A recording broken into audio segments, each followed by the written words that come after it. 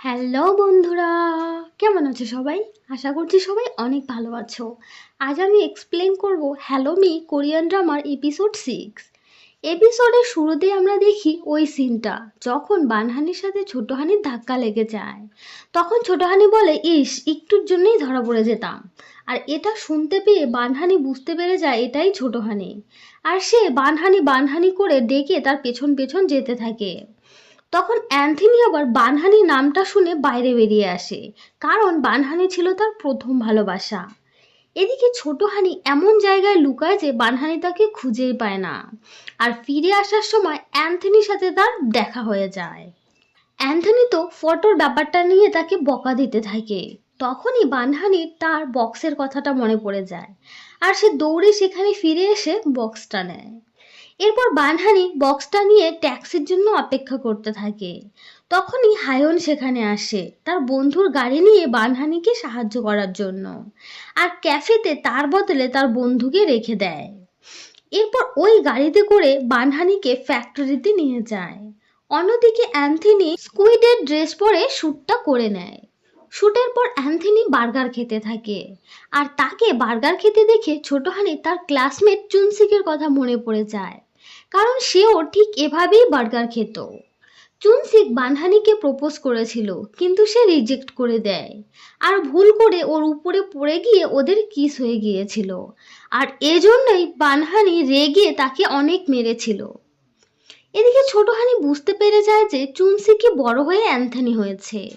ওদিকে বানহানি আর হায়ন স্যাম্পল নিয়ে ফ্যাক্টরিতে পৌঁছে যায়। এরপর ওগুলি তাদের দেয় আর তাদেরকে কিছুক্ষণ অপেক্ষা করতে বলে। এই জন্য তারা বসে গল্প করতে থাকে। বানহানি তখন বলে, তুমি আমাকে এত হেল্প করছো কেন? আমার কাছে কিন্তু কোনো টাকা নেই। হায়ন বলে যে, আমি তো জানি। এরপর বানহানি বলে, আমি একটা 17 বছরের মেয়েকে নিয়ে অনেক কষ্ট করে দিন কাটাচ্ছি। হায়ন বলে, তোমার 17 বছরের মেয়ে আছে, তাহলে তুমি কত বছর বয়সে প্রেগনেন্ট হয়েছিলে? আর ওর বাবা কোথায়? এই কথা শুনে বানহানি আমতা আমতা করে বলে, আমি কিছুই জানি না।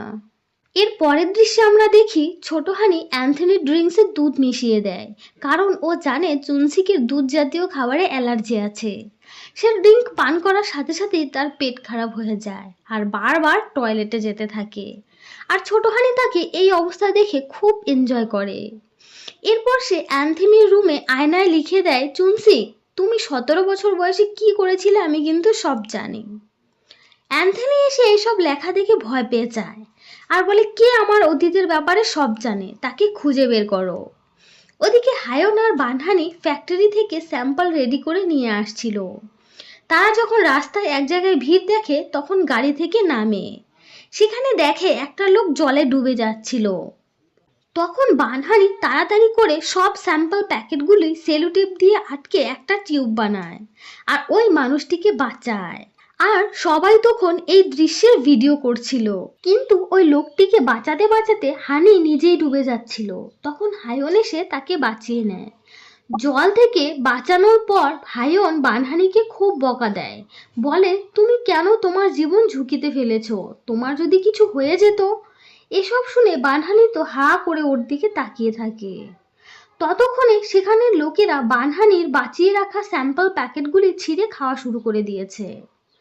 যতটুকু স্যাম্পল বেঁচে ছিল সেইটুকু প্যাকেট নিয়েই সে অফিসে ফিরে আসে। আর এত অল্প প্যাকেট দেখে জিয়ন তাকে খুব রাগ দেখায় আর আলাদা নিয়ে এসে বলে, তুমি খুব ইনকনফিডেন্ট, তুমি আমার টিম থেকে বের হয়ে যাও, তোমার কোনো যোগ্যতা নেই এই হেডকোয়ার্টারে কাজ করার। বানহানি তখন তার কাছে বারবার সরি বলে আর বলে, আমাকে প্লিজ একটা লাস্ট সুযোগ দাও। কিন্তু জিয়ন তাকে ধাক্কা মেরে দেয়, আর এই ধাক্কার ফলে সে সিঁড়ি দিয়ে পড়ে যাচ্ছিল। কিন্তু তখন সেখানে ছোট হানি চলে আসে আর তাকে ধরে নেয়। জিয়ন চলে যাবার পর বানহানি তার ছোট হানিকে বলে, এটা জিয়ন, আমাদের বেস্ট ফ্রেন্ড আর ক্লাসমেট। ছোট হানি অবাক হয়ে যায় যে ও এত ইয়ং আর সাকসেসফুল হলো কিভাবে। এরপর তারা ওয়াশরুমে যায়, আর জিয়ন আগে থেকেই ওখানে ছিল, তাই সে ওদেরকে আসতে দেখে লুকিয়ে পড়ে। সেখানে ছোট হানি বানহানিকে বলে, কি এমন হয়েছে যে যার জন্য জিয়ন তোমাকে এভাবে ধাক্কা দিল? এরপর আমরা ফ্ল্যাশব্যাক দেখতে পাই। 20 বছর আগে যখন ছোট হানির বাবা অ্যাক্সিডেন্ট মারা গিয়েছিল, তখন জিয়ন হসপিটালে ওর জন্য একটা ডায়েরি নিয়ে যায় ওকে সান্ত্বনা দেওয়ার জন্য। কিন্তু ছোট হানি বলে, আমি কি পরিমাণ কষ্টে আছি সেটার আন্দাজা আছে তোমার? তুমি কি জানো মা বাবা হারানোর দুঃখ কত, কষ্ট কত? তুমি তো একটা অনাথ মেয়ে। এসব বলে ওর জন্য আনা ডায়েরিটাও ছুঁড়ে ফেলে দেয়। তাই জিয়ন মনে খুব কষ্ট পায় আর কেঁদে তার ডায়েরিটা নিয়ে সেখান থেকে বের হয়ে যায়। বর্তমান সময়ে বানহানি ছোট হানিকে এই কথাগুলো বলে না। এদিকে এসব কিছু জিয়ন লুকিয়ে দেখে নেয়। ছোট হানি যখন তার মুখ ধোয়, জিয়ন তো তাকে দেখে অবাক হয়ে যায় আর সে মনে করে এটা বানহানির মেয়ে। এরপর ওরা দুজন বাড়িতে চলে আসে। এর কিছুক্ষণ পরেই ঘরের কারেন্ট চলে যায়। বানহানি দরজার বাইরে একটা ছায়া দেখে ভয় পেয়ে যায়। তাই সে হায়নকে ডাকে চেক করার জন্য। কিন্তু হায়ন এসে সেখানে চেক করে দেখে সেখানে তো কোনো ভূত ছিল না বা কোনো মানুষও ছিল না। এরপর বানহানি স্বস্তি ফিরে পায়। তারা তিনজন গল্প করতে থাকে আর এক সময় হায়ন বানহানির ড্রেসের কলারটা ঠিক করে দেয়। এটা দেখে ছোট হানি বলে, তুমি কি আমার মাকে পছন্দ করো? এই কথা শুনে হায়ন ব্লাশ করতে করতে সেখান থেকে চলে যায়। এরপর তারা যখন সেখান থেকে চলে যায়, তখন আমরা দেখি লম্বা চুলওয়ালা একজন কেউ তার উইগ খুলে সেখান থেকে চলে যাচ্ছে। ওদিকে অফিসের বসের সামনে স্যাম্পল না থাকার কারণে জিয়ন ভয় পেতে থাকে। তাই মিটিং ডিলে করতে বলে। তখন একটা লোক খবর দেখতে বলে আর তারা সবাই মিলে খবর দেখে। তারা দেখে হানির ওই ভিডিওটা। হানি ওই লোকটিকে জল থেকে বাঁচানোর ভিডিওটা ভাইরাল হয়ে গেছে। এরই সাথে ওদের কোম্পানির খাবারটাও পপুলার হয়ে গেছে, যেটা দিয়ে বানহানি টিউব বানিয়েছিল। অফিসের বস এই খবর দেখে খুব খুশি হয়ে যায়। অন্যদিকে অ্যান্থনি সিসিটিভি ভিডিও দেখে বের করে ফেলে যে কে আয়নায় চুনসিক লিখেছিল, কিন্তু কালো মেকআপের জন্য চিনতে পারেনি। এর পরদিন বানহানি রেজিগনেশন লেটার নিয়ে জিয়নকে দিতে যায়। কিন্তু কোম্পানির বস তো বানহানির ভিডিও দেখে খুব ইমপ্রেসড। সে তো আর বানহানিকে ছাড়বে না। তাই জিয়নকে বাধ্য হয়ে তাকে আবার চাকরিতে রেখে দিতে হয়। এরপর অফিসের সবাই ভিডিওতে বানহানির প্রশংসা করতে থাকে, কিন্তু জিয়ন হিংসায় জ্বলতে থাকে।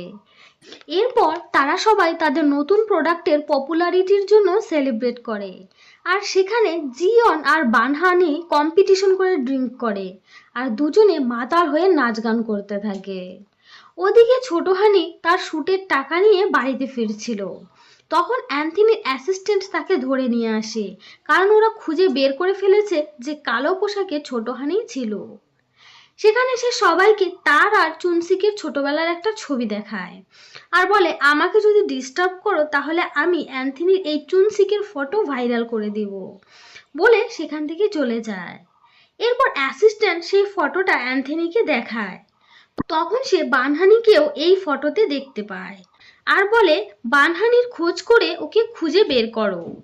অন্যদিকে আমরা দেখি পার্টিতে মাতাল হয়ে ওয়াশরুমে এসে জিয়ন বানহানিকে বলে, তুমি একটা লুজার।